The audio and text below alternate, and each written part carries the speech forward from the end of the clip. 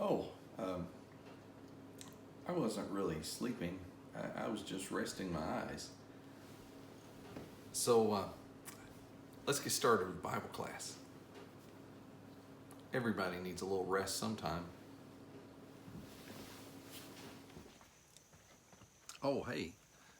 All right. Let's get started with our Bible class today.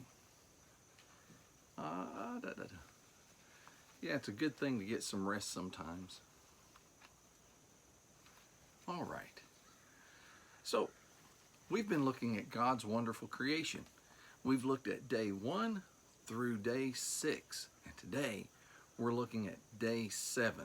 After God created man in his own image, then God said of his creation, he said, it is very good. Genesis chapter 1, verse 31. Then God saw everything that he had made, and indeed it was very good. So the evening and the morning were the 6th day. Then in Genesis chapter 2, beginning in verse 1, the Bible says, thus the heavens and the earth and all the host of them were finished. God had made everything. And so then it says, and on the 7th day, God ended his work which he had done. And he rested on the 7th day from all of his work which he had done. Then God blessed the 7th day and sanctified it, because in it he rested from all his work which God had created and made. So it tells us that God made everything on days 1 through day 6. But on day 7, God rested. God finished his work. Now, of course, God, being an infinite God, that means God is all powerful. So God doesn't really need rest like we do, but God did make something for us there on day 7 that maybe we don't think about too often. Have you ever wondered why there are 7 days in a week? Why are there not 5 or 4 or 10? The only reason that there are 7 days in a week is because God decided that would be a week. You realize, because God started on day 1 and he finished on day 7, there are 7 days in a week. So on day 7, when God finished his work, when God rested, God made a week. When God rested, he was giving us the idea that sometimes as human beings, we need to rest too. Sometimes we need to take a break. You see, under the Old Testament, God actually put in place a thing called the Sabbath. And of course, the Sabbath is the 7th day, what we sometimes call in our culture Saturday. So God made the 7th day to be the day of rest for his people under the Old Testament law. You see, when God gave Moses the law up on Mount Sinai, he gave him what we sometimes call the 10 Commandments. Now, that's not the entire law, but that is kind of the beginning of the law of Moses. Well, as part of the 10 Commandments, God said, remember the Sabbath day to keep it holy. You see, under the old law, the Sabbath day, or what we call Saturday, the 7th day of the week, is the day that God's people worshiped God. So on the 7th day is when they would come together to worship. In Exodus chapter 20, beginning in verse 8, the Bible says, remember the Sabbath day to keep it holy. 6 days you shall labor and do all your work. But the 7th day is the Sabbath day of the Lord your God. In it you shall do no work.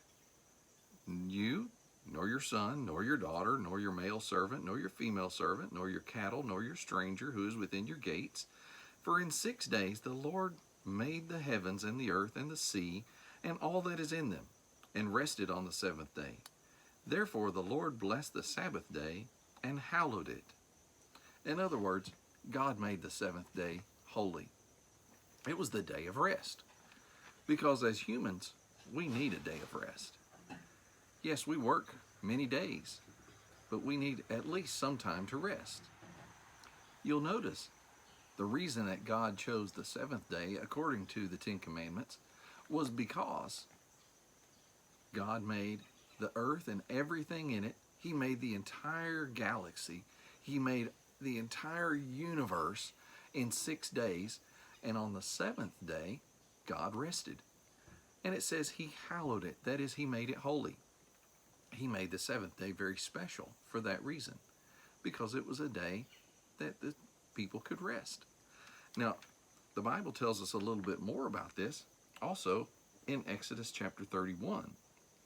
For you'll notice that in Exodus chapter 31, God tells the children of Israel, he says, "Speak also to the children of Israel, saying, Surely my Sabbaths you shall keep. It'll be a sign between you, or between me and you throughout your generations, that you may know that I am the Lord who sanctifies you. You shall keep the Sabbath, therefore, for it is holy to you. Everyone who profanes it shall surely be put to death, for whoever does work on it, that person shall be cut off from among his people. Work shall be done for 6 days, but on the seventh is the Sabbath of rest, holy to the Lord. Whoever does any work on the Sabbath day, he shall surely be put to death. Therefore the children of Israel shall keep the Sabbath, to observe the Sabbath throughout their generations as a perpetual covenant. It is a sign between me and the children of Israel forever. For in 6 days the Lord made the heavens and the earth, and on the seventh day he rested and was refreshed. And when he had made an end of speaking with him on Mount Sinai, he gave Moses 2 tablets of the testimony, tables of stone written with the finger of God." You see, God took the Sabbath very seriously in the Old Testament because it was the day that was hallowed. It was holy. It was a day that God said would be a sign of the covenant between him and his people Israel. So in the book, or in the Gospels, when Jesus was in his ministry on earth, the people of Jesus' day, particularly the Pharisees, they confronted Jesus about the Sabbath, because Jesus and his disciples, even though they weren't doing any work, there were times when they would maybe take some grain in their hands. They would take the grain and they would rub it to get the husk off, and then eat the grain because they were hungry. And so the Pharisees were upset about this. And so Jesus had to explain to the people what the Sabbath was about. You see, they had taken the idea that the Sabbath day was holy to mean that God created man for the Sabbath. But that wasn't so. The day of rest that God made for his people in the Old Testament was made for the people, not the people for the Sabbath. Let's turn to Mark chapter 2 for just a moment, and we'll see that Jesus talks to them about this. In Mark chapter 2, Jesus explains to the people of his day what the Sabbath was really about. For you'll notice, it says, "Now it happened," and I'm beginning in verse 23, Mark chapter 2, verse 23. "It happened that when that he went through the fields on the Sabbath, and as they went, his disciples began to pluck the heads of grain. And the Pharisees said to him, 'Look, why do they do what is not lawful on the Sabbath?' But he said to them, 'Have you never read what David did when he was in need and hungry, he and those with him? How he went into the house of God in the days of Abiathar the high priest, and ate the showbread which was not lawful to eat except for the priest, and also gave some to those who were with him?' And he said to them, 'The Sabbath was made for man, and not man for the Sabbath. Therefore, the Son of Man is also Lord of Sabbaths.'" In other words, Jesus is saying God gave the Sabbath for man to rest. He didn't give the Sabbath for man to serve the Sabbath. And so you see, the Pharisees were criticizing him because they didn't understand what the Sabbath was. Now, we live today under the Christian era. We live under the New Testament. And because of this, we don't follow the Sabbath anymore. We worship on the first day of the week. And because we worship on the first day of the week, sometimes people want to say that the first day is the Christian Sabbath, but this isn't really true because the Sabbath is always the seventh day. So we can't really say it's the Christian Sabbath. That would be not quite accurate. And so we worship on the first day of the week because it tells us to in the book of Acts chapter 20 and verse 7. It says, "And the disciples came together on the first day of the week to break bread." So we know that Christians met on the first day of the week because that is the day that Jesus was resurrected. And we'll talk about that more later. So what are some things that you do to rest? You know, all of us do something to rest. Sometimes it's laying our head back and closing our eyes. Sometimes it's laying down and taking a nap. Sometimes we just sit and relax and read a book.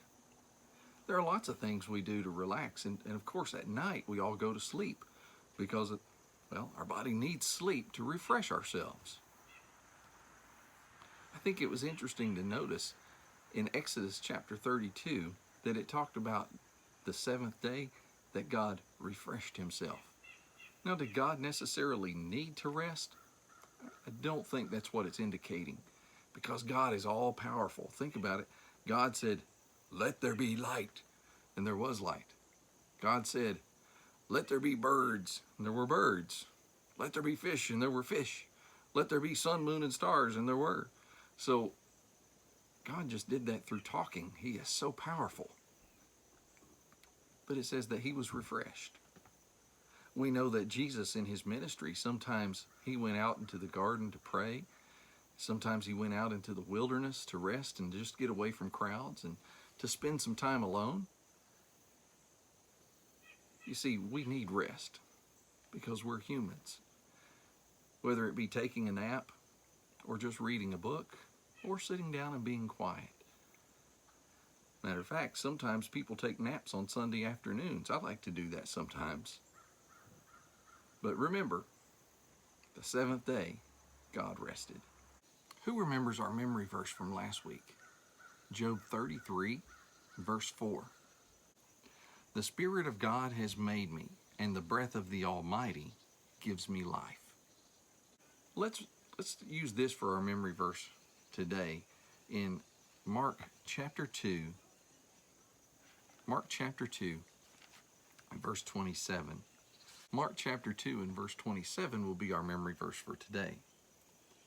"And he said to them, the Sabbath was made for man, and not man for the Sabbath." So I want you to remember that next week. The Sabbath was made for man, and not man for the Sabbath. If you're not currently worshiping somewhere, or maybe your parents or those who are watching with you would like a good place to come and worship in Mount Pleasant, Tennessee, we encourage you to be with us at the Main Street Church of Christ in Mount Pleasant, Tennessee, each Sunday at 10 a.m. All right, let's sing our song to close things out. The song we've been working on since the very beginning. Remember? Day one, God made light when there was none. Day one, God made light when there was none. Day two, God made sea and skies of blue. Day two, God made sea and skies of blue. Day three, God made plants and flowers and trees. Day three, God made plants and flowers and trees. Day four, sun and moon and stars galore. Day four, sun and moon and stars galore. Day five, God made fish and birds alive. Day five, God made fish and birds alive. Day six, God made animals and man so quick. Day six, God made animals and man so quick. Now for day seven. Day seven, God rested up in heaven. Day seven, God rested up in heaven. All right, very good. I look for you next week as we look at the Garden of Eden. Thanks for being with me. We'll see you next week.